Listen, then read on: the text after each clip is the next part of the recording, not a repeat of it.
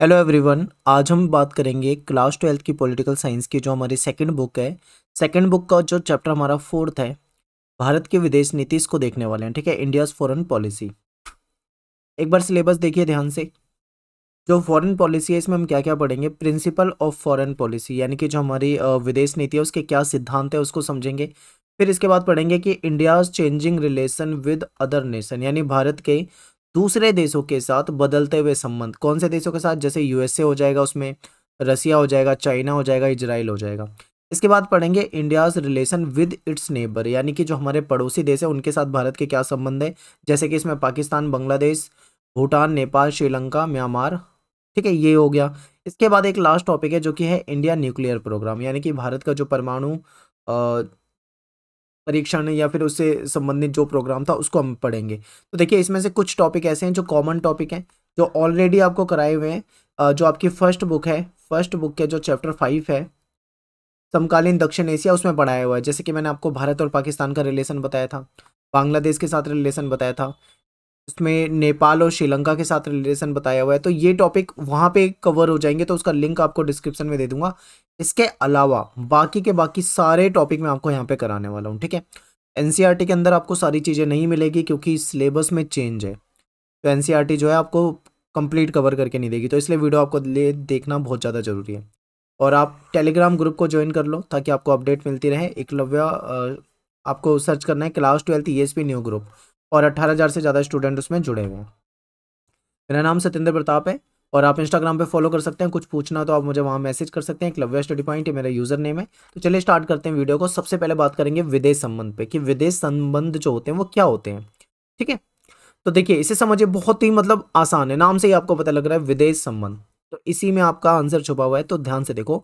कोई देश अपने पड़ोसी देशों या फिर दूर के देश, जो भी उनके दूर के देश होंगे, उनके साथ कैसे संबंध रखता है, ये उसकी विदेश नीति और उसके विदेश संबंध को दर्शाता है। ठीक है, यानी कि जैसे मान लीजिए भारत है, भारत के पड़ोस में कई सारे देश हैं, उन देशों के साथ भारत के रिलेशन जो है वो कैसे है, या फिर बहुत दूर दूर के देश जैसे यूएसए हो जाएगा, ठीक है, रसिया हो जाएगा, दूर के देशों से भी कैसे रिलेशन है, ये सब हमारी विदेश नीति को दर्शाता है कि हम कैसी विदेश नीति रखते हैं, यानी कैसे उनके साथ रिलेशन रखते हैं। ठीक है, इसके बाद देखिए, किसी देश की विदेश नीति दूसरे देशों के साथ आर्थिक, सामाजिक, राजनैतिक, सैनिक संबंधों से संबंधित होती है। ठीक है, कि हम दूसरे देशों के साथ कैसे आर्थिक संबंध रख रहे हैं, आर्थिक मतलब हम उनसे हम व्यापार वगैरह कर रहे हैं नहीं कर रहे हैं, सामाजिक संबंध हमारे कैसे हैं, राजनीतिक संबंध कैसे हैं, सैन्य संबंध कैसे हैं, ये सारी चीजें इसमें विदेश नीति में महत्वपूर्ण रोल अदा करती है। इसके बाद है कि भारत ने अपनी विदेश नीति में सभी देशों की संप्रभुता का सम्मान और शांति कायम करके अपनी सुरक्षा प्राप्त करने का लक्ष्य रखा हुआ है। यानी कि भारत की जो विदेश नीति है उसमें सबसे महत्वपूर्ण पॉइंट जो है वो ये है कि भारत दुनिया के सभी देशों की संप्रभुता का सम्मान करता है। ठीक है, किसी के इंटरनल मामले में दखल अंदाजी नहीं करता है, याद रखना। इसके बाद है कि शांति कायम करके अपनी सुरक्षा प्राप्त करने का लक्ष्य भारत ने रखा हुआ है। तो ये हमारी विदेश नीति। आगे हम बहुत ज्यादा पॉइंट पढ़ने वाले हैं विदेश नीति के बारे में। ठीक है, तो आपको सब कुछ समझते हुए चलना है। तो ये तो सिंपल इंट्रो था, इतना आपको समझना है कि भाई हमारे अड़ोस पड़ोस के देश या दूर के देशों के साथ हम कैसे रिलेशन रखते हैं, आर्थिक, सामाजिक, राजनीतिक, सैनिक संबंध कैसे रखते हैं, यही हमारे विदेश संबंध आ जाते हैं। ठीक है, तो चलिए समझते हैं कि नेहरू के समय में, कि नेहरू की जो विदेश नीति थी उसके मेन तत्व थे, यानी जो मुख्य तत्व थे वो क्या थे। ठीक है, देखिए सबसे पहला जो आ जाएगा वो ये है कि कठिन संघर्ष से प्राप्त संप्रभुता को बचाए रखना।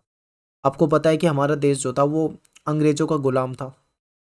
ठीक है, और ऐसे में हमें आज़ादी जो मिली थी वो काफ़ी संघर्ष के बाद मिली थी।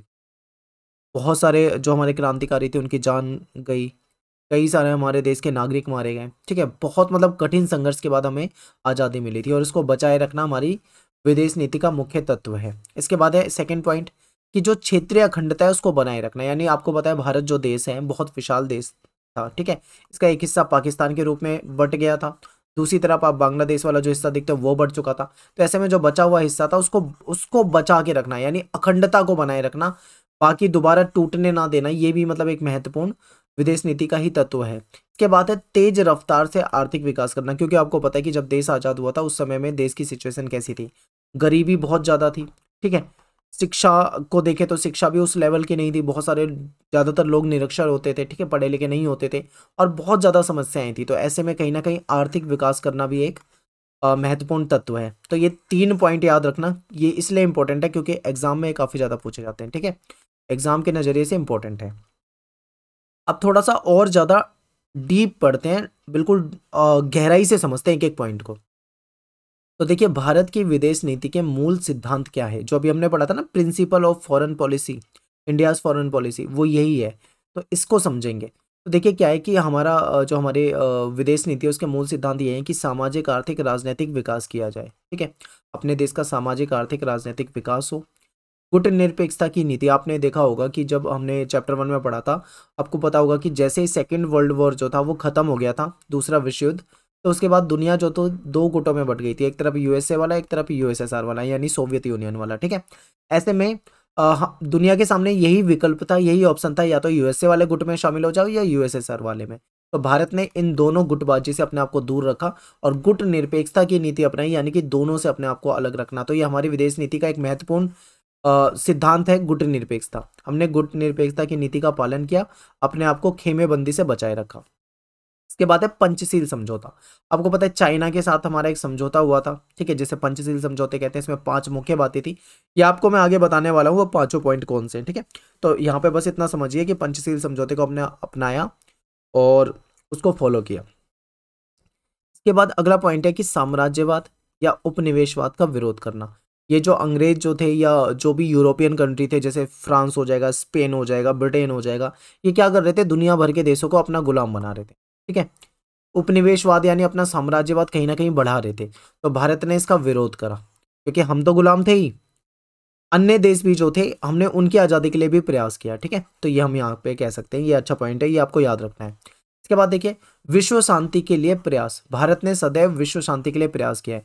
अगर विभिन्न देशों के बीच में युद्ध जैसी स्थिति बन रही है या युद्ध हो रहा है, तो हमेशा भारत ने समझौता कराने का प्रयास किया, ठीक है, शांति के लिए प्रयास किया। इसके बाद है लोकतंत्र का सम्मान। आपको पता है दुनिया का सबसे बड़ा लोकतंत्र भारत है और हम लोकतंत्र का सम्मान करते हैं, तो ये भी पॉइंट अच्छा है, इसे भी लिख दीजिए। इसके बाद है मानव अधिकारों का सम्मान। ये सब हमारी विदेश नीति के महत्वपूर्ण सिद्धांत है, ठीक है।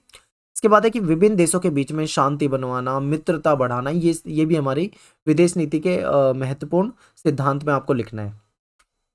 अब बात करेंगे पंचशील समझौता। देखिए, क्योंकि मुझे लग रहा है ये इंपॉर्टेंट क्वेश्चन आ सकता है पेपर में, इसीलिए इस पे फोकस ज्यादा करो। पंचशील समझौता क्या हुआ था, भारत और चीन के बीच में, यानी इंडिया और चाइना के बीच में एक समझौता हुआ था, जिसको हम पंचशील समझौता कहते हैं। और ये समझौता हुआ था 29 अप्रैल 1954 को, ठीक है। भारत के जो प्राइम मिनिस्टर थे उस समय में वो थे नेहरू जी, और चाइना की बात करें तो चाइना से चाउ एन लाई थे। इन दोनों के बीच में ये समझौता हुआ था, जिसको पंचशील समझौता कहा जाता है। इसमें 5 महत्वपूर्ण बातें थी। वो क्या थी, वो ये थी कि एक दूसरे के विरुद्ध आक्रमण ना करना, यानी भारत और चाइना जो है एक दूसरे के खिलाफ आक्रमण नहीं करेंगे, ठीक है, पहला पॉइंट। हालांकि चाइना ने 1962 में कर दिया था भारत पे आक्रमण, लेकिन फिर भी समझौते का उल्लंघन उसने किया। के बाद सेकंड जो है, ये देखिए, एक दूसरे के आंतरिक मामलों में हस्तक्षेप ना करना, यानी एक दूसरे के आंतरिक मामलों में हस्तक्षेप नहीं करेंगे। जब भारत ने दलाई लामा को भारत में शरण दे दी थी, तो ऐसे में चाइना ने कहा था कि भारत ने इस समझौते का उल्लंघन किया है, ठीक है।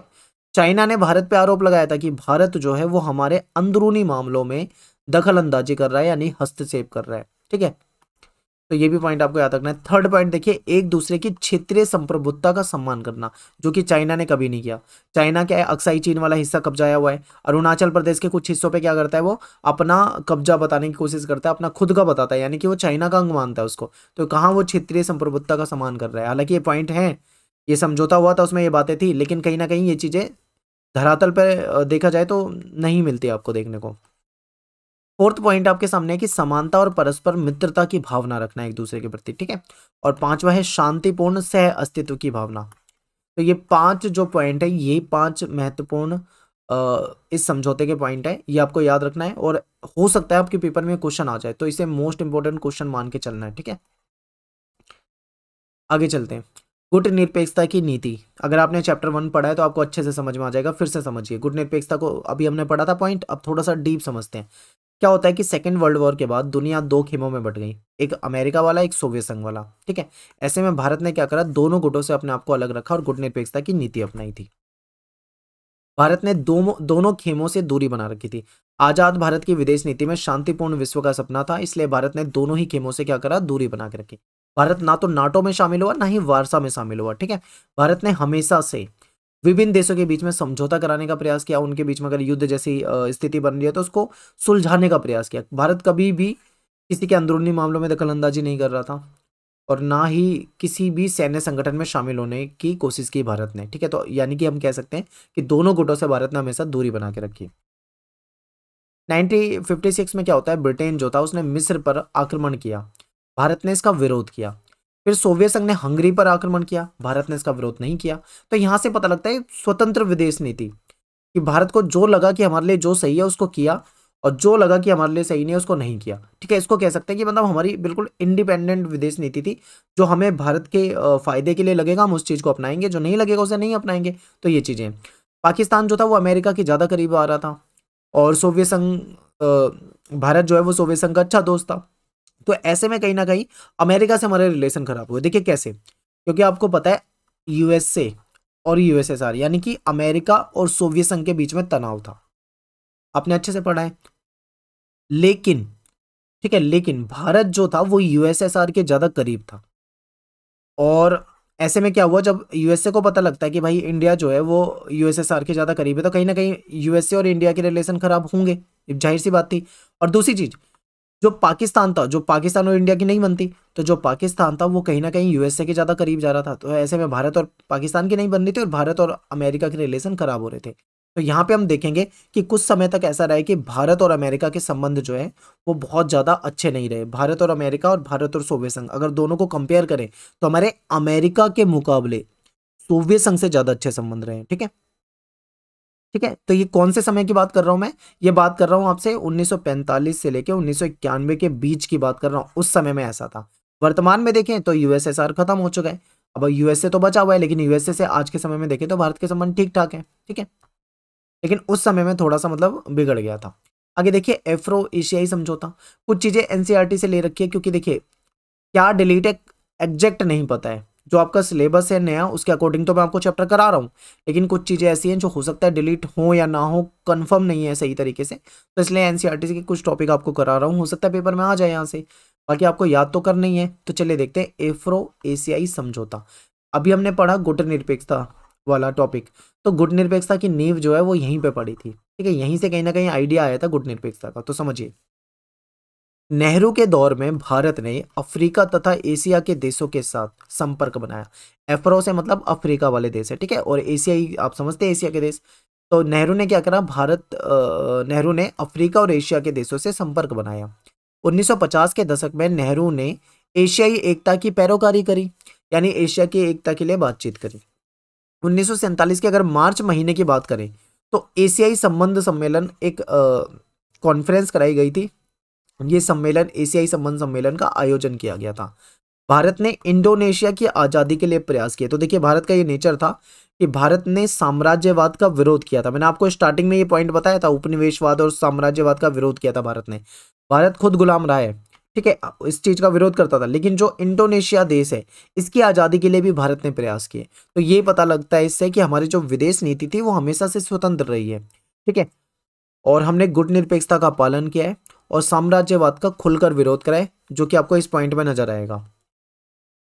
आगे देखिए, भारत जो है औपनिवेशीकरण का प्रबल विरोधी था, हमने बिल्कुल विरोध करा। ये जो ब्रिटेन जैसे देश दुनिया के दूसरे देशों को गुलाम बना लेते थे, इस व्यवस्था का हमने बिल्कुल विरोध किया था। इंडोनेशिया का एक शहर है बॉन्डुंग, यहाँ पे क्या होता है 1955 में एक सम्मेलन होता है जिसको एफ्रो एशियाई सम्मेलन का नाम दिया जाता है, ठीक है, क्योंकि इसमें अफ्रीका और एशिया के देशों के बीच में संबंध सुधारने के लिए और बेहतर बनाने के लिए ये सम्मेलन हुआ था, ठीक है। तो इसे किस सम्मेलन के नाम से जानते हैं, बॉन्डुंग सम्मेलन। तो मैं आपको बता दूं, ये सीबीएसई में रिपीटेड क्वेश्चन है, पेपर में आया हुआ क्वेश्चन है। एक से दो बार तीन बार आप देखोगे प्रीवियस ईयर के क्वेश्चन पेपर बनाए हुए हैं मैंने, अगर आप उसे ध्यान से देखोगे तो क्वेश्चन कई बार आया हुआ है, ठीक है। तो इसलिए ये बिल्कुल याद करके जाना है। और इसी सम्मेलन में गुट निरपेक्षता की नींव डली थी, ठीक है। यहीं से गुट निरपेक्षता का आइडिया आया था और बाद में इस चीज को लागू किया गया और भारत ने अपने आप को दोनों गुटों से अलग भी रखा, ठीक है। इसके बाद एक क्वेश्चन कई बार आ जाता है, शॉर्ट क्वेश्चन में आ जाता है, 1 मार्क्स में हो सकता है आ जाए, या फिर एमसीक्यू क्वेश्चन भी आते हैं अब तो, एमसीक्यू में आ सकता है। तो ये आ सकता है, देखिए आईएनए, आईएनए का मतलब है यहाँ पे इंडियन नेशनल आर्मी, ठीक है। नेताजी जो सुभाष चंद्र बोस थे, इन्होंने इंडियन नेशनल आर्मी का गठन किया था, तो ये इंपॉर्टेंट है, ये 1 मार्क्स में आपके आ सकता है, तो ये पॉइंट भी आपको याद रखना है, एनसीईआरटी का है, ठीक है। अब चलते हैं थोड़ा आगे, समझते हैं भारत की परमाणु नीति, यानी जो हमारा न्यूक्लियर प्रोग्राम था इसके बारे में समझते हैं। ये आपकी सिलेबस में जो सबसे एंड वाला टॉप पॉइंट था, ठीक है, ये वो है। मैं आपको फिर से एक बार सिलेबस दिखा देता हूँ, एक बार जल्दी से आप देख लीजिए सिलेबस। देखो यहाँ पे ये जो सबसे लास्ट वाला है ना, इंडियाज न्यूक्लियर प्रोग्राम, इस टॉपिक को अब हम कर रहे हैं, और बीच के टॉपिक भी आपको मैं सारे कराने वाला हूँ, तो जल्दी देखते हैं।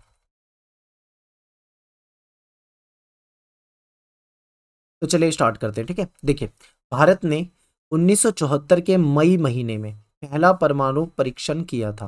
ये जो हमारा पहला परमाणु परीक्षण हुआ था 1974 के मई में, इसमें इसके बाद क्या हुआ था, इसके बाद कहीं ना कहीं भारत का विरोध हुआ था इस लेवल पे भी। फिर इसके बाद नेहरू ने विज्ञान और प्रौद्योगिकी पर विश्वास जताया।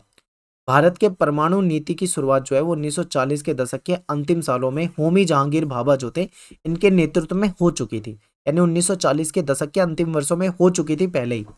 भारत जो है वो शांतिपूर्ण उद्देश्यों और आत्मरक्षा के लिए अणु ऊर्जा बनाना चाहता था, ठीक है। हमारा ये जो परमाणु हथियार बनाना या परमाणु हथियार रखने का जो उद्देश्य था वो क्या था, हम उसको शांतिपूर्ण उद्देश्य के लिए रखना चाहते थे और अपनी आत्मरक्षा के लिए। हमारा उद्देश्य ये नहीं था कि हम परमाणु हथियार बना लेंगे तो अपने पड़ोसी देशों को उड़ा देंगे उससे, ऐसा नहीं था हमारा उद्देश्य था, ठीक है। तो भारत का उद्देश्य जो था वो अपनी आत्मरक्षा के लिए हथियार रखना था, लेकिन जो सुरक्षा परिषद है, यानी कि जो यूएनएससी है, यूनाइटेड नेशन सिक्योरिटी काउंसिल, तो सुरक्षा परिषद के जो परमानेंट मेंबर हैं, इन्होंने क्या कहा, इन्होंने दुनिया भर के देशों पे 1968 में एक परमाणु अप्रसार संधि थोपना चाहा।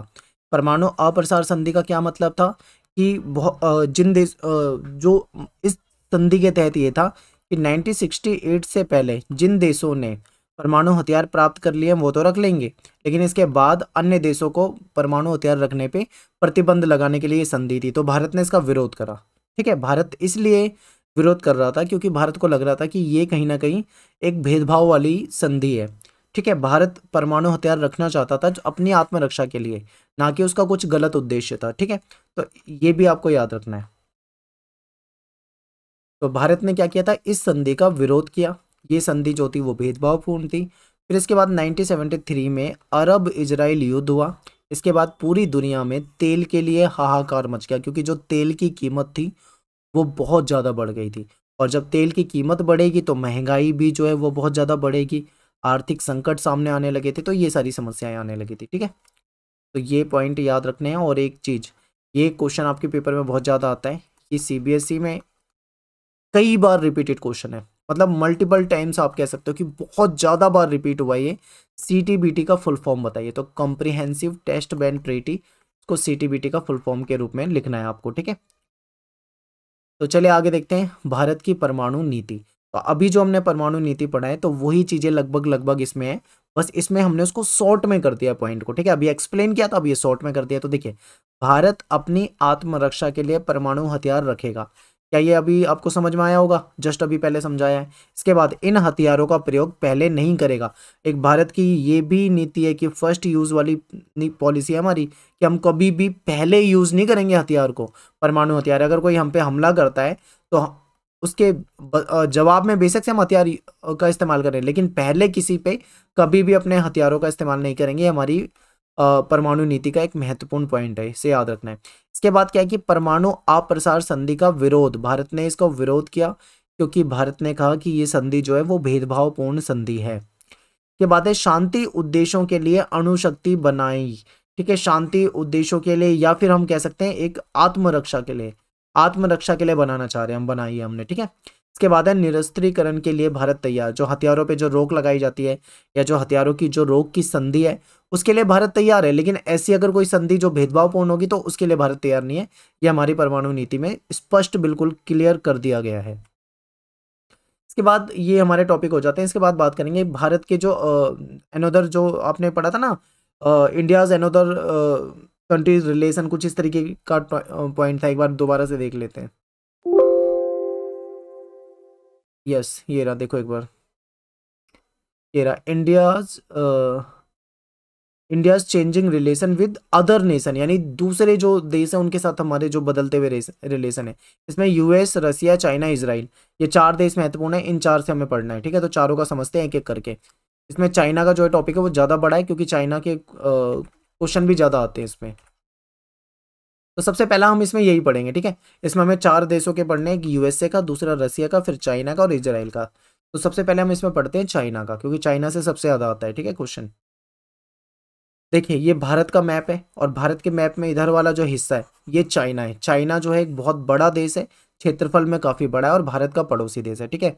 चाइना ने भारत पे आक्रमण भी किया था, जिसकी वजह से हमारे रिलेशन कुछ समय के लिए उसके साथ खराब भी रहे हैं। तो चलिए समझते हैं इसको। चीन जो है भारत का पड़ोसी देश है, और चीन एक बड़े क्षेत्रफल वाला देश है, यानी कि इसका भूभाग जो है वो बहुत बड़ा है। चीन की आबादी की बात करें तो वो दुनिया में सबसे ज़्यादा है, ठीक है। पॉपुलेशन में दुनिया में सबसे अधिक है चाइना के बाद। भारत की बात करें तो भारत की आबादी भी काफ़ी ज़्यादा है, जो कि सेकंड नंबर पे आती है, ठीक है।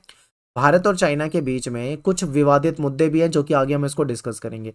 तो भारत और चीन के संबंध को समझते हैं। तो भारत ने चीन के साथ अपने रिश्ते की शुरुआत जो है बहुत दोस्ताना तरीके से की थी, लेकिन चीन ने क्या करा, भारत में 1962 में आक्रमण कर दिया। चीनी क्रांति 1949 में हुई थी, और नेहरू के मन में इस देश के प्रति गहरे भाव थे, ठीक है। नेहरू जो थे इस देश पे बहुत विश्वास करते थे, लेकिन वल्लभ भाई पटेल जो थे, जो कि एक समझदार नेता थे, इनको ये आशंका थी कि चीन जो है वो हम पर आने वाले दिनों में हमला कर सकता है। इनको पहले से शक था। इन्होंने नेहरू को ये बात समझाई भी थी, लेकिन नेहरू जी इस बात को नहीं माने। उन्हें तो चाइना बहुत अच्छा लगता था। लेकिन फिर क्या हुआ कि नेहरू ने सीमा पर सेना लगाने की बजाय अर्धसेना बल तैनात कर दिया, यानी कि ज़्यादा सिक्योरिटी नहीं रखी बॉर्डर पे, ठीक है। अब ज़्यादा सिक्योरिटी क्यों नहीं रखी? क्योंकि नेहरू को चाइना पे बहुत ज़्यादा भरोसा था, ठीक है। लेकिन इसका फल क्या हुआ? 1962 में चाइना ने उस भरोसे को तोड़ा, भारत पे आक्रमण किया, और भारत इस जो युद्ध हुआ था इसमें हार भी गया कहीं ना कहीं। ये हमारे लिए काफ़ी मतलब बेकार चीज़ रही। इसके बाद देखो, भारत और चीन के बीच में पंचशील समझौता भी हुआ था, जो कि मैंने आपको स्टार्टिंग में ही बता दिया था बिल्कुल अच्छे तरीके से। इस समझौते में नेहरू और चाउ एन लाई इन्होंने हस्ताक्षर करे थे, ठीक है।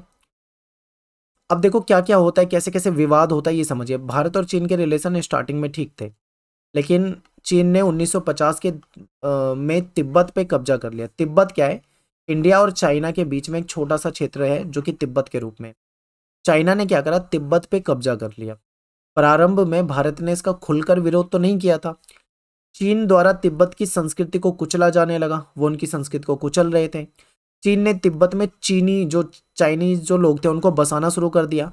ऐसे में तिब्बत के जो धार्मिक नेता थे, जिनका नाम है दलाई लामा, उन्होंने भारत से मदद मांगी है। आप ऐसे कह सकते हो कि 1959 में भारत में शरण मांगी, ठीक है। अब ऐसे में देखिए क्या है, तिब्बत जो है उसने हमसे शरण मांगी, और ऐसे में भारत ने क्या करा, उनकी उनकी बात को माना और उनको शरण दे दी, ठीक है। तो भारत ने दलाई लामा को शरण दी। चाइना इस बात से नाराज हो गया, चाइना ने इसका विरोध करा। अब चाइना ने क्या कहा कि चीन ने ये कहा कि भारत जो है उसके अंदरूनी मामले में दखल अंदाजी कर रहा है, पंचशील समझौते के खिलाफ है। आपको पता होगा पंचशील समझौते में जब मैंने आपको 5 पॉइंट पढ़ाए थे, तो आई थिंक वहां पे सेकंड पॉइंट यही था कि हम एक दूसरों के अंदरूनी मामले में दखल अंदाजी नहीं करेंगे। ये आपने पढ़ा होगा पॉइंट। लेकिन चाइना ने क्या कहा कि भारत ने दलाई लामा को जो शरण दी है ये गलत चीज है, और भारत ने क्या किया, उसके अंदरूनी मामले में दखल अंदाजी की है, और इसको पंचशील समझौते के खिलाफ कह दिया चाइना ने। और ठीक है, और सीमा विवाद और ये चीजें तो भारत के बीच में पहले से ही था। और इसके अलावा जम्मू कश्मीर वाला विवाद भी है। जम्मू कश्मीर में लद्दाख वाला कुछ एरिया है, वहाँ पे वो अपना कब्जा जताता है, ठीक है। अक्साई चीन वाले एरिया को लेकर विवाद है। अरुणाचल प्रदेश जो कि नेफा कहलाता था, वहाँ पे भी कुछ क्षेत्र को लेकर विवाद है। तो चाइना से हमारे 3-4 मुख्य विवाद हैं। आप समझिए कौन कौन से विवाद हैं। तो सब एक आप ये देखो, अक्साई चीन वाला हिस्सा जो है उसको लेकर विवाद है। अरुणाचल प्रदेश पे अपना कब्जा जताता है, ये वाला विवाद है। और सीमा विवाद हो गया। पंचशील समझौते का उल्लंघन बता दिया इस घटना को। तो ये 3-4 विवाद आपको इस स्लाइड में दिख गए। चारों पॉइंट आप बिल्कुल अच्छे तरीके से याद रखिए। इसके बाद क्या करा, चीन ने 1962 में भारत पे आक्रमण कर दिया। तो चीन ने 1962 में भारत पे हमला किया, और इसमें भारत जो था वो हार गया। इससे देश की विदेश नीति जो थी उसको गहरा धक्का लगा, ठीक है। भारत को अमेरिका और ब्रिटेन से मदद मांगनी पड़ी, और सैन्य कमांडर जो थे हमारे उन्होंने इस्तीफा दे दिया। रक्षा मंत्री थे उस समय में वी.के. कृष्ण मेनन, इन्होंने भी मंत्रिमंडल से जो त्याग पत्र दे दिया था। कहीं ना कहीं ये भारत के लिए बहुत ही शर्मनाक बात थी। शर्मनाक इसलिए थी कि नेहरू को पहले ही समझाया गया था कि चाइना जो है वो आने वाले समय पे हम पे आक्रमण कर सकता है, हमें मतलब सतर्क रहना चाहिए।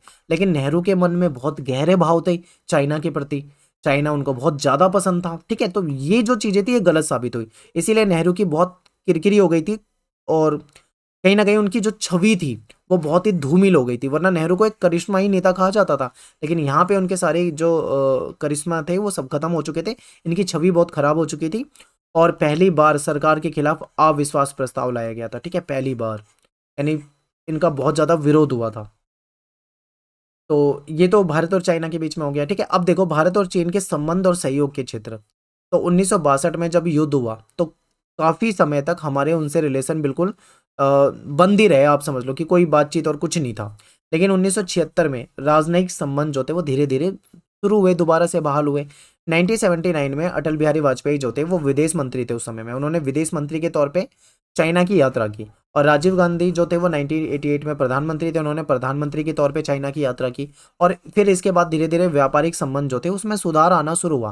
यानी 1962 में जब युद्ध हुआ कुछ समय के लिए बिल्कुल सब कुछ बंद था, लेकिन बाद में धीरे धीरे रिलेशन जो थे वो धीरे धीरे सुधारे गए। ठीक है, 2003 में जब अटल बिहारी वाजपेयी पीएम बने, प्राइम मिनिस्टर बने, तो उन्होंने चीन की यात्रा की और जो नाथुला दर्रा है, जो कि जिसको प्राचीन सिल्क रूट कहा जाता है, उसको व्यापार के लिए खोलने पर सहमति बन गई। यानी कि व्यापार के लिए खोलने के लिए इस पे बात बन गई। ठीक है, तो ये महत्वपूर्ण है।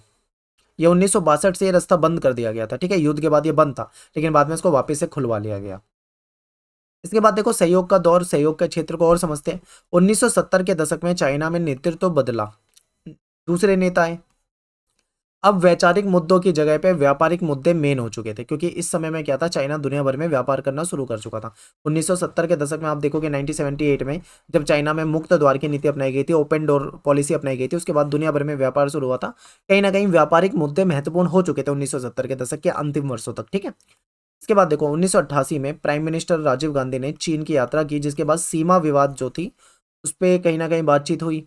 दोनों देशों ने सांस्कृतिक आदान प्रदान, साइंस और टेक्नोलॉजी के क्षेत्र में सहयोग और व्यापार के लिए सीमा पर 4 पोस्ट खोलने के लिए समझौते कर दिए। कहीं ना कहीं मतलब यहाँ पे आप देखोगे कि जो रिलेशन खराब हो गए थे 1962 में, वो धीरे धीरे यहाँ पे सुधरने लगे हैं दोनों देशों के बीच। ठीक है, 1999 में दोनों के बीच में 30% सालाना की दर से जो व्यापार था वो बढ़ रहा था, यानी व्यापार हमारे दोनों के बीच में बढ़ने लगा था। विदेशों में ऊर्जा सौदा हासिल करने के मामलों में भी दोनों देशों के बीच में सहयोग करने के लिए दोनों देश तैयार हो गए थे।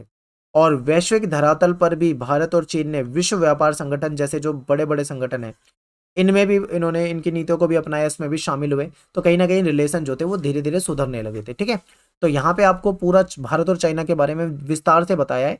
अब यहाँ पे देखो, अब भारत और चीन के बीच में विवाद के क्षेत्र, तो अभी हमने पढ़ लिया है, उसमें से कुछ पॉइंट यहाँ पे आ जाएंगे। देखो पहला पॉइंट है, जैसे 1950 में चीन ने तिब्बत को हड़पने की कोशिश की थी, वहां पे चाइनीज बस्ती बसाई थी, जिससे कि दोनों देशों के बीच में संबंध जो थे वो बिगड़ने लगे थे। शुरुआत यहाँ पे हो चुकी थी। 1962 में क्या हुआ था, लद्दाख और अरुणाचल प्रदेश पर अपने दावे जो कर रहा था चाइना और उस पर आक्रमण कर दिया था, इससे भी रिलेशन खराब हो गए थे। फिर चाइना द्वारा पाकिस्तान की मदद, ये एक बहुत बड़ा पॉइंट है। आपको पता है कि इंडिया की पाकिस्तान से नहीं बनती है, तो ऐसे में फायदा कौन उठाता है, चाइना। चाइना क्या करता है, पाकिस्तान की मदद करता है। तो कहीं ना कहीं दुश्मन की मदद करने वाला भी दुश्मन ही है, तो इस बात पे कहीं ना कहीं विवाद होता रहता है। ठीक है, फिर क्या है, चीन भारत के परमाणु परीक्षण का विरोध करता है, ये भी मतलब कहीं ना कहीं एक पॉइंट है और इंपॉर्टेंट है। ये तीसरा और चौथा पॉइंट बहुत ज्यादा इंपॉर्टेंट है, याद रखिए। पांचवा पॉइंट देखिए, बांग्लादेश और म्यांमार से चीन के सैनिक संबंध को भारतीय हितों के खिलाफ माना जाता है, क्योंकि चाइना ने देख लिया कि जिन जिन देशों से भारत की नहीं बनती है उन देशों को मदद करना शुरू कर दिया, कहीं ना कहीं भारत को कमजोर बनाने के लिए। तो ये एक स्ट्रेटेजी है उनकी, जो कि कहीं ना कहीं भारत को कमजोर बनाने के लिए की जा रही है। ठीक है, छठा पॉइंट देखो, संयुक्त राष्ट्र संघ ने आतंकी संगठन जैसे मोहम्मद पर बैन लगाने वाले प्रस्ताव को पेश किया। ये पॉइंट आपको एनसीईआरटी में कहीं नहीं मिलेंगे। ठीक है, ये बिल्कुल लेटेस्ट है, इसीलिए आपको सपोर्टिंग मटेरियल की हेल्प लेनी है, और ये बिल्कुल लेटेस्ट है, जो करंट की जो घटनाएं है वो है। यानी कि यूएनओ ने, अंतर्राष्ट्रीय संगठन है जैसे मोहम्मद, इस पे प्रतिबंध लगाने का प्रस्ताव पेश किया था। चीन ने क्या करा, वीटो पावर का प्रयोग करने से यह प्रस्ताव निरस्त कर दिया, यानी उसने इसको बैन लगाने पे मना कर दिया, जबकि ये चीज़ें देखो कितनी गलत है कि अगर कोई आतंकवादी संगठन है तो उसके सपोर्ट में नहीं आना चाहिए, लेकिन चाइना ने ये कर दिया यहाँ पे। इससे पता लगता है कि भारत के कितने ज़्यादा ये खिलाफ है। 7वां पॉइंट देखिए, भारत ने अजहर मसूद को आतंकवादी घोषित करने के लिए यूएनओ में प्रस्ताव पेश किया, जिस पर चीन ने वीटो का प्रयोग कर दिया, यानी वीटो पावर का इस्तेमाल कर दिया। ये भी देखो कितना गलत पॉइंट है, ठीक है, ऐसा नहीं होना चाहिए था। 8वां पॉइंट देखो, चीन की जो महत्वाकांक्षी योजना है वन बेल्ट वन रोड, जो कि पीओके से होती हुई गुजरेगी, इससे भारत को घेरने की रणनीति के तौर पर लिया गया।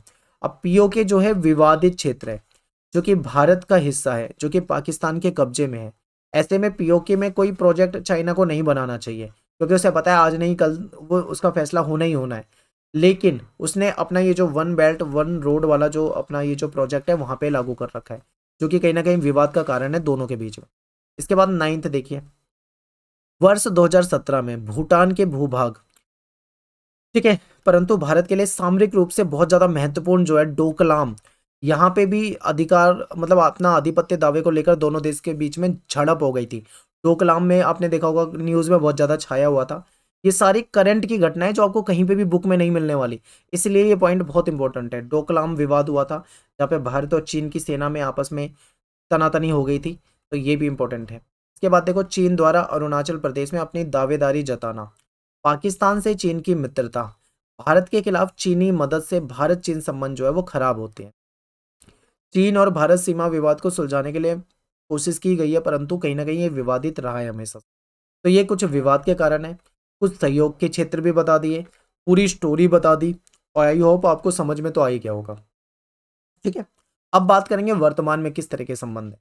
देखिए, सन 2014 में चीनी राष्ट्रपति शी जिनपिंग जो थे, इन्होंने भारत का दौरा किया, ठीक है, और इसमें मुख्य समझौता जो है वो कैलाश मानसरोवर जो यात्रा है उसके लिए एक रास्ता है, वैकल्पिक मार्ग, उसको खोलने पे समझौता था। तो ये हो जाएगा। इसके बाद क्या हुआ, 2016 में भारत के राष्ट्रपति जो प्रणब मुखर्जी थे वो चाइना की यात्रा पे गए, और यह यात्रा चीन द्वारा संयुक्त राष्ट्र संघ में पाकिस्तान के आतंकवादी अजहर मसूद के पक्ष में वीटो करने तथा परमाणु आपूर्ति समूह जो है उसमें यूरेनियम की भारत को आपूर्ति से पहले चीन द्वारा भारत को एनपीटी पर हस्ताक्षर करने के लिए बाध्य करने जैसे जटिल मुद्दों पर चर्चा हुई थी। यानी कि जो इन्होंने आतंकवादी जो संगठन था जिसके पक्ष में वीटो किया था, इस पॉइंट को लेकर बात करने के लिए गए थे, ठीक है, तो ये पॉइंट हो जाएगा यहाँ पे।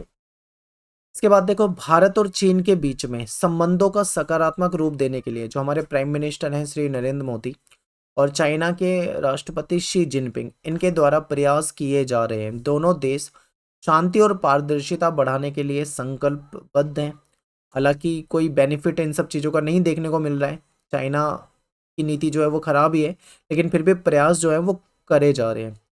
इसके बाद भारतीय प्रधानमंत्री ने P2P यानी जिसको पीपल टू पीपल कहा जाता है, इन संबंधों को सुधारने पे जोर दिया, जिसमें आध्यात्मिक, ठीक है, और जो ट्रेडिशनल जो रीति वगैरह होती है, जो रिलेशन है, ठीक है, आर्ट हो गया, कला, सिनेमा, प्रकृति संरक्षण, मतलब कई सारे क्षेत्रों में कहीं ना कहीं संबंध को सुधारने के लिए काम किया गया।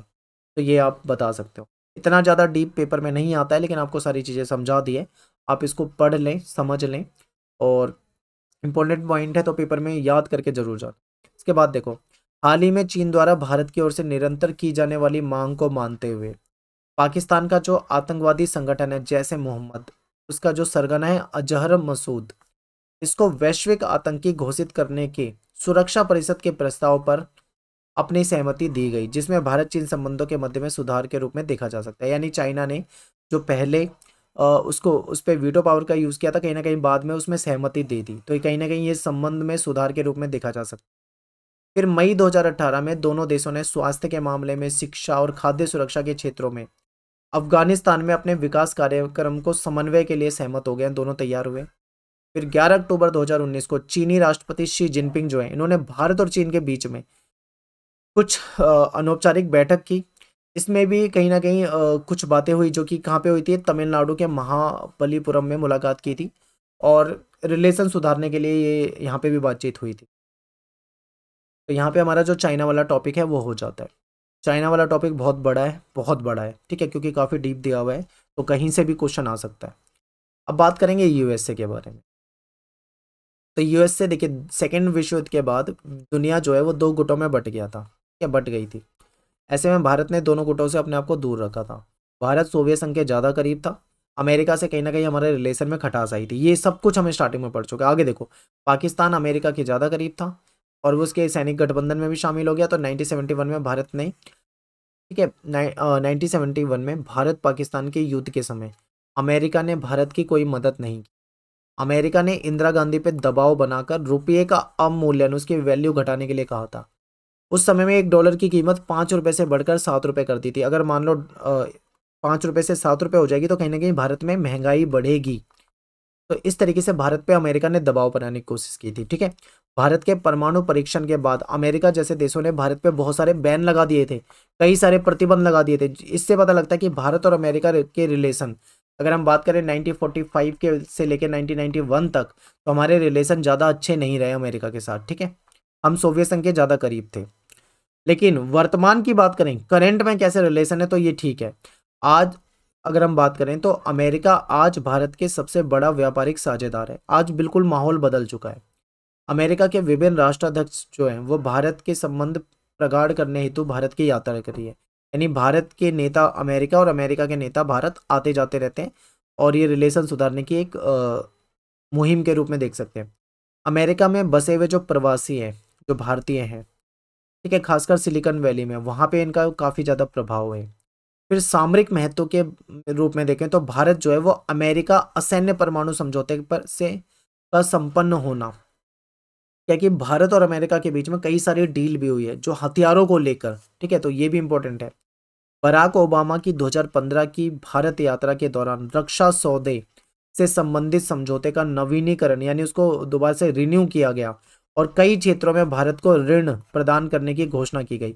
यानी इन्होंने भारत को लोन दिया, हथियार भी हमने इनसे खरीदे, तो कई मामलों में भाई भारत और अमेरिका के रिलेशन देखें तो ठीक हुए हैं। तत्कालीन अमेरिकी राष्ट्रपति उस समय जो थे डोनाल्ड ट्रंप, उनकी आउटसोर्सिंग संबंधी नीति से भारत व्यापारिक हित जो है वो प्रभावित होने की संभावना लगाई जा रही है, क्योंकि इन्होंने एक वीजा नीति भी आई थी। एक इनकी वीजा नीति के तहत क्या हुआ था, अमेरिका ने, यूएसए ने कठोर वीजा नीति अपनाने की कोशिश की थी, जिससे कि इंडियंस जो हैं, भारतीय जो हैं, वो आसानी से वहाँ पे ना जा सकें या रोजगार वगैरह ना ले सकें। तो इसको लेकर कहीं ना कहीं कुछ मामलों में विवाद हुए थे, ठीक है, लेकिन फिर भी रिलेशन देखें तो ठीक ही है। इसके बाद है कि वर्तमान में वैश्विक मंचों पर अमेरिकी राष्ट्रपति तथा भारतीय प्रधानमंत्री के बीच में मुलाकातों और वार्ताओं को दोनों देशों के बीच में आर्थिक, राजनीतिक, सांस्कृतिक, सैन्य संबंध को मजबूत करने की दिशा में एक सकारात्मक पॉइंट के रूप में हम देख सकते हैं। कहीं ना कहीं रिलेशन ठीक हुए हैं। तो ये हम बता सकते हैं कि जैसे रिलेशन पहले थे अमेरिका से, आज के समय में ऐसे नहीं है, क्योंकि आज के समय में क्या है, अमेरिका को भी पता है भारत का महत्व क्या है। तो दोनों के रिलेशन काफी सुधरे हैं। अब बात करेंगे रसिया। रसिया जो है, रूस जो है, वो हमारा हमेशा से अच्छा दोस्त रहा है। भारत के रसिया के साथ काफी अच्छे संबंध है, ठीक है। तो देखते हैं, रूस भारत का सच्चा मित्र है। भारत के संबंध हमेशा से सोवियत संघ के साथ और रूस के साथ अच्छे रहे हैं। रूस ने सदैव भारत की मदद की है। रूस ने ऐसे समय में भी भारत की मदद की है, ठीक है। तो रूस ने ऐसे समय में भारत की मदद की है जिस समय कोई भारत की मदद करने के लिए तैयार नहीं था। भारत और रूस के दोनों का सपना था बहुध्रुवीय विश्व। यहाँ पे ता हट जाएगा, ये गलती से है।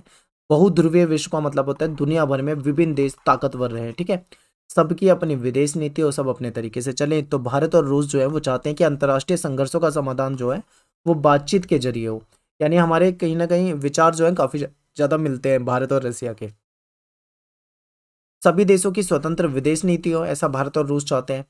संयुक्त राष्ट्र संघ जो है वो ऐसी जो यूएनओ जैसी जो बड़ी संस्थाएं हैं, सभी देश इनके फैसले माने, ऐसा भारत और रूस दोनों चाहते हैं।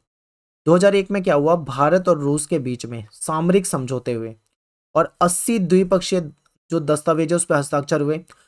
हथियार वगैरह भी अगर हम बात करें तो रूस जो है भारत को हथियार काफ़ी देता है। यानी भारत रूस के लिए हथियारों का दूसरा सबसे बड़ा खरीदार है। भारतीय सेना के अधिकांश जो सैनिक सामान होते हैं वो रूस से ही आते हैं, ठीक है। रूस ने सुरक्षा परिषद में हमेशा कश्मीर मुद्दे पे भारत का साथ दिया है। तो इस तरीके से आप देख सकते हो कि रसिया जो है भारत का सच्चा मित्र है। तेल की संकट की घड़ी में अगर हम बात करें तो ऐसे में भी रसिया ने हमारी मदद की है। भारत रूस से अपने ऊर्जा आयात को बढ़ाने की कोशिश कर रहा है और रूस भारत की परमाणविक योजना है उसमें महत्वपूर्ण है क्योंकि वो हमारी हेल्प करता है। ठीक है, तो इस तरीके से हम यहाँ पे क्या कह सकते हैं कि इंडिया के और रसिया के जो रिलेशन है वो सदैव अच्छे रहे हैं और अच्छे हैं। अब देखो कुछ ऐसे पॉइंट जो आपको कहीं किताब वगैरह में नहीं मिलेंगे, कुछ लेटेस्ट, इसको समझते हैं। गोवा में दिसंबर 2016 में ब्रिक्स का सम्मेलन के दौरान रूस भारत के बीच 17वें वार्षिक सम्मेलन में भारत के प्रधानमंत्री थे नरेंद्र मोदी और रूस के राष्ट्रपति व्लादिमीर पुतिन। ठीक है, क्या हुआ 2016 में ब्रिक्स सम्मेलन के दौरान नरेंद्र मोदी और रूस के जो व्लादिमीर पुतिन है इनके बीच में रक्षा, परमाणु ऊर्जा, अंतरिक्ष अभियान समेत आर्थिक संबंधों को बढ़ावा देने के लिए लक्ष्यों की प्राप्ति पर बल दिया गया। और भारत और रसिया के बीच में व्यापार, ये तो मैं आपको बताना भूल गया, अच्छा पॉइंट है, व्यापार भी काफी ज्यादा है। ठीक है, काफी बढ़ोतरी हुई है। इसके बाद देखो वैश्विक स्तर पर अन्य देशों की तुलना में रूस के साथ भारत के संबंध जो है वो करीबी और मजबूत रहे हैं। भारत और रूस ऐतिहासिक रूप से रक्षा, व्यापार, ऊर्जा, अंतरिक्ष आदि क्षेत्रों में एक दूसरे से जुड़े हुए हैं। ठीक है, और जो अभी हमारी हाल ही में जो रूसी रक्षा मंत्रालय के निमंत्रण पर भारतीय रक्षा मंत्री जो थे, जो कि द्वितीय विश्व युद्ध की 75वीं विजय दिवस परेड में शामिल होने के लिए मॉस्को पहुंचे थे। यानी इन्होंने हमारे रक्षा मंत्री को वहां पे बुलाया था, इनवाइट किया था, जो कि मॉस्को में गए थे।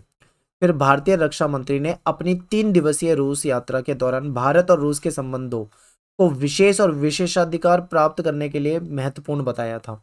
दोनों देशों के बीच में वर्तमान द्विपक्षीय रक्षा अगर अनुबंध को देखें तो काफी मतलब तेजी से बढ़ा है। ठीक है, हमारे रिलेशन दिन ब दिन, दिन प्रतिदिन रसिया के साथ अच्छे होते गए हैं। तो ये बहुत ही पॉजिटिव है। तो रसिया के बारे में आप बढ़ा चढ़ा के लिख सकते हो, आपके पॉइंट सही हो जाएंगे। अब बात करेंगे इजराइल, इंपॉर्टेंट, मोस्ट इंपॉर्टेंट, क्योंकि ये देखिए ये ना आपके टॉपिक, इजराइल वाला जो टॉपिक है वो आपके सिलेबस में ही नहीं था पहले, तो इसलिए इंपॉर्टेंट हो जाता है। देखिए ये वर्ल्ड मैप में जूम करके मैंने लिया है, कुछ इस प्रकार से इजराइल है। मैं आपको वापस से मैप में दिखाता हूँ। देखिए यहाँ पे ये जो छोटा सा हिस्सा है यहाँ पे इजराइल है। ठीक है, बहुत छोटा सा है लेकिन बहुत ही आगे है ये देश। दुनिया भर के देशों में आप देखोगे तो बहुत छोटा देश है, बहुत छोटी जनसंख्या है, लेकिन हर मामले में दुनिया में काफ़ी आगे मिलता है। तो इजराइल क्षेत्रफल की दृष्टि से, एरिया की दृष्टि से एक छोटा देश है। इसका कुल क्षेत्रफल 22,145 वर्ग किलोमीटर, मतलब बहुत ही छोटा देश है। ये दक्षिण पश्चिम एशिया में स्थित है और यहाँ की जनसंख्या 85 लाख, यानी केवल 85 लाख है। ठीक है, हमारी दिल्ली की जनसंख्या देखें तो वो भी, हमारी दिल्ली की जनसंख्या भी शायद 2 करोड़ से ज्यादा होगी और इनकी तो पूरे देश की जनसंख्या 85 लाख है। तो सोचो कितनी कम जनसंख्या है। ये देश बेशक जनसंख्या में कम हो, क्षेत्रफल में छोटा हो, लेकिन सैन्य क्षमता में ये सबसे आगे है, बहुत आगे है। ठीक है, इजराइल विश्व का एकमात्र यहूदी देश है और इजराइल जो है वो फिलिस्तीन से अलग होकर एक स्वतंत्र देश बना था। भारत से लगभग 6,200 यहूदी लोग भारत में भी रहते हैं। ठीक है, इजराइल की जो भाषा है वो हिब्रू है। इतना सारा मैं आपको क्यों बता रहा हूँ इजराइल के बारे में, इसलिए क्योंकि ये न्यू टॉपिक है।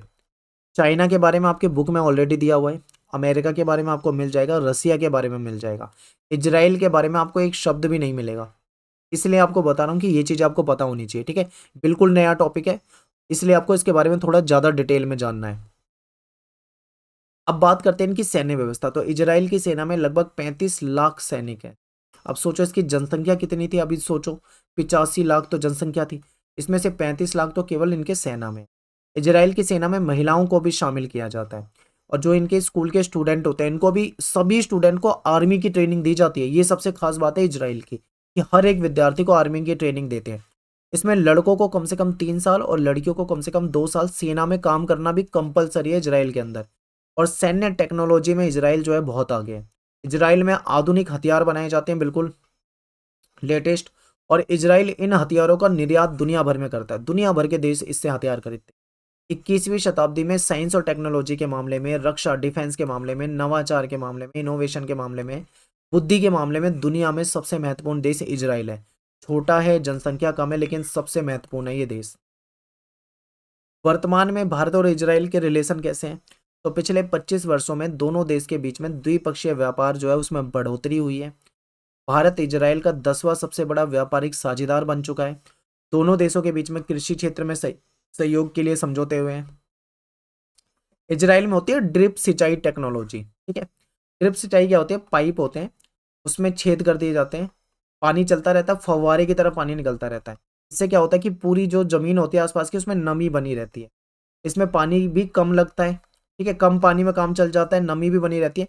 तो इस सिंचाई टेक्नोलॉजी को भारत ने अपनाया है, तो ये बहुत अच्छी टेक्नोलॉजी है, ठीक है। रूस के बाद इजराइल भारत को हथियार बेचने वाला तीसरा बड़ा देश है, और दोनों देशों के बीच में विज्ञान और टेक्नोलॉजी के क्षेत्र में बहुत सारे समझौते हुए हैं, ठीक है। अब थोड़ा सा और पढ़ेंगे इसके बारे में। भारत और इजराइल ने कुछ महत्वपूर्ण सामरिक समझौते किए हैं। बराक मिसाइल जैसे है जो कि भारत में इजराइल से खरीदी गई है। भारत और इजराइल के बीच में व्यापार के क्षेत्र में बहुत सारे बढ़ोतरी हुई है, और साइबर सुरक्षा के क्षेत्र में भी काफ़ी महत्वपूर्ण चर्चाएं हुई हैं। अब थोड़ा सा आप ये देखो सपोर्टिंग मटेरियल का कि इसमें क्या दिया हुआ है। भारत और इजराइल के मध्य में ऐतिहासिक तथा सांस्कृतिक संबंधों को पुरातन समय से देखा जा सकता है, लेकिन दोनों देशों के बीच में जो कूटनीतिक संबंध है वो औपचारिक रूप से 1992 में जब भारत में इजराइल का दूतावास बनाया गया था उसके बाद कहीं ना कहीं रिलेशन ठीक हुए। दोनों देशों के बीच में औपचारिक राजनयिक संबंध होने के पश्चात भी इनके बीच में जो संबंध है वो मजबूत होते हैं 1996 से 1998 के आसपास। इस समय गवर्नमेंट होती है एनडीए की, यानी बीजेपी गठबंधन, ठीक है। इन्होंने क्या करा, इजराइल के साथ रिलेशन अच्छे रखे। कांग्रेस की सरकार जब से थी तो कांग्रेस की सरकार खुलकर इनके साथ रिलेशन नहीं रखती थी, ना रखना चाहती थी। रीज़न क्या था, आपको रीज़न बताता हूँ कि जो इजराइल है, इजराइल की अरब देशों से नहीं बनती है। अरब देश यानी कि जो मुस्लिम देश हैं उन देशों से नहीं बनती, ठीक है। मुस्लिम देशों से इजराइल की नहीं बनती और बहुत सारे इनके युद्ध चलते रहते हैं। तो ऐसे में जो कांग्रेस की सरकार है जिसने तुष्टीकरण के कारण इजराइल के साथ रिलेशन नहीं रखे, लेकिन जब गवर्नमेंट आती है एनडीए की तो उन्होंने खुलकर इजराइल का समर्थन करा। तो ये थोड़ा सा आपको याद रखना है, अच्छे पॉइंट है। उसके बाद देखो 2017 में प्रधानमंत्री नरेंद्र मोदी ने इजराइल तथा 2018 में प्रधानमंत्री बेंजामिन नेतन्याहू ने भारत की यात्रा की। दोनों देशों के बीच में सांस्कृतिक आदान प्रदान होता है। सुरक्षा और सैन्य मामलों में इन्होंने संबंध ठीक करे। आतंकवादी विरोधी अंतरिक्ष अनुसंधान, जल एवं ऊर्जा तथा कृषि विकास के क्षेत्रों में भी सहयोग शुरू करा, ठीक है। तो ये हो जाएगा इजराइल। इसके बाद है नेपाल। नेपाल में आई थिंक मैंने ये जो चैप्टर 5 है उसमें ऑलरेडी कराया हुआ है, शायद आप वहाँ से देख लेना। बाकी मैं आपको थोड़ा ही बताऊंगा क्योंकि डीप वाला जो है वो मैंने चैप्टर 5 में आपको कराया है, ठीक है, ज़्यादा डीप नहीं जाएंगे। वर्तमान में नेपाल के प्रधानमंत्री शेर बहादुर देउबा हैं जो नेपाली कांग्रेस से संबंधित है। सुप्रीम कोर्ट के आदेश अनुसार इन्होंने 13 जुलाई 2021 को अपना कार्यभार संभाला था। तो ये आपको इतना ध्यान नहीं रखना, संबंध ध्यान रखना, ये इंपॉर्टेंट है। तो भारत और नेपाल के बीच में द्विपक्षीय संधि है जो दोनों देशों के नागरिकों को और वस्तुओं की मुक्त आवाजाही की अनुमति देती है। आप चाहें तो नेपाल जा सकते हैं, आपको कोई वीज़ा लेने की जरूरत नहीं है, और नेपाल के लोग भारत आ सकते हैं, उन्हें कोई वीज़ा परमिशन लेने की जरूरत नहीं है, ठीक है। नेपाल अपने समुद्री मार्ग के लिए कोलकाता बंदरगाह का प्रयोग करता है। इसके बाद है कि भारतीय सेना की गोरखा रेजिमेंट जो है वो नेपाल के पहाड़ी इलाकों से भी युवाओं की भर्ती करती है। इसके बाद भारत जो है वो नेपाल को आपदा प्रबंधन के साथ साथ तकनीकी और मानवीय सहायता भी प्रोवाइड करा देता है, प्रदान करता है, ठीक है। अब बात करते हैं थोड़े से विवाद के बिंदु। भारत और नेपाल के बीच में कुछ विवाद भी है। तो हाल ही में नेपाल द्वारा आधिकारिक रूप से नेपाल का नवीन मानचित्र जारी किया, नेपाल का एक मैप जारी करा था जिसमें उत्तराखंड का जो काला पानी और लिम्पियाधु और लिपुलेक का जो एरिया है उसको उन्होंने नेपाल में दिखा दिया था। यानी जो भारत का हिस्सा आता है, भारत के जो यूके यानी उत्तराखंड में कुछ हिस्सा आता है, नेपाल ने अपने में दिखा दिया था, जो कि एक विवाद का कारण बना था, ठीक है। तो ये इंपॉर्टेंट पॉइंट है, ये आपको एनसीईआरटी वगैरह कहीं नहीं मिलेगा, बिल्कुल करंट। अगर आप न्यूज़ वगैरह देखते हो, न्यूज़ में रहते हो, न्यूज़पेपर पढ़ते हो, तब आपको ये घटना जरूर पता होगी। अब बात करेंगे म्यांमार की। तो म्यांमार देखिए, म्यांमार जो है इसे पहले बर्मा के नाम से जाना जाता था, ठीक है, बर्मा। 1948 में स्वतंत्रता इसने प्राप्त की थी। 1 फरवरी 2021 को म्यांमार में सेना ने सरकार का तख्ता पलट कर दिया, यहाँ पे सैनिक शासन आ गया, ठीक है। वहाँ की जनता तब से ही सैनिक शासन के विरुद्ध प्रदर्शन कर रही है, और जो यहाँ की जो नेता थी आंग सान सू की, ठीक है, इनको भी क्या कर दिया गया था, गिरा दिया गया था इनकी सरकार को। अब बात करते हैं सहयोग के मुद्दे। 1993 में पीवी नरसिम्हा राव ने पूर्व की ओर देखो की नीति शुरू की थी जो हमारी, उसमें म्यांमार से ही ये कहीं ना कहीं शुरू हुआ था। इस नीति का प्रमुख उद्देश्य था कि भारत की जो व्यापारिक दिशा है वो अपने पड़ोसी देशों से, पश्चिमी देशों से हटकर दक्षिण पूर्व एशियाई देशों की ओर हो। यानी कि जो दक्षिण पूर्व एशियाई देश हैं, जिसमें ये एक तो म्यांमार भी हो जाएगा, ठीक है, म्यांमार के बाद Indonesia, Malaysia, Philippines, Singapore, Thailand, ठीक है, इन सब देशों के साथ हमने व्यापार करने के लिए एक पूर्व की ओर देखो की नीति अपनाई थी, जिसमें म्यांमार को महत्वपूर्ण हिस्सा बना रखा है। भारत म्यांमार थाईलैंड राजमार्ग परियोजना की कंबोडिया तक बनाने का निर्णय लिया गया। एक राजमार्ग बनाने की बात है, हाईवे बनाने की बात है, जो कि भारत म्यांमार थाईलैंड और बाद में कंबोडिया तक इसको बनाया जाएगा, जो कि 2016 में एक प्रोजेक्ट लाया गया।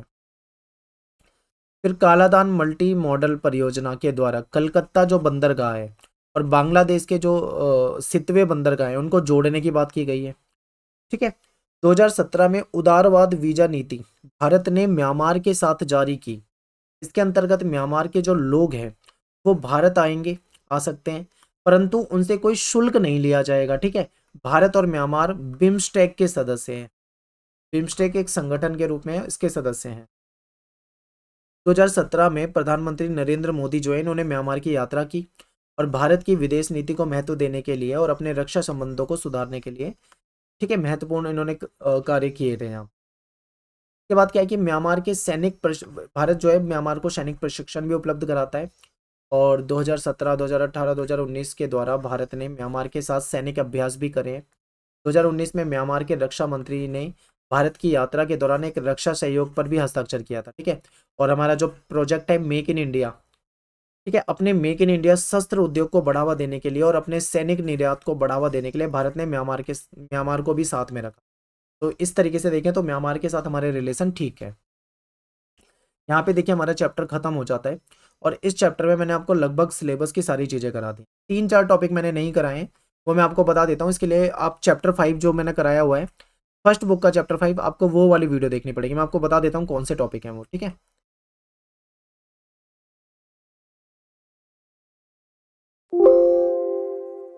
देखिए इसमें जो हमारे नेबर के साथ रिलेशन है, पाकिस्तान, बांग्लादेश, ठीक है, श्रीलंका, भूटान, नेपाल भी आई थिंक कराया हुआ है। ये सारे के सारे टॉपिक आप वहां से देखो डिटेल में। बाकी मैंने इस चैप्टर में जो भी नई चीज़ें हैं वो सारी की सारी आपको कर दी है, तो कवर हो गई है। मिलते हैं आपसे नेक्स्ट वीडियो में। थैंक्स फॉर वॉचिंग सभी को। जय हिंद, जय भारत।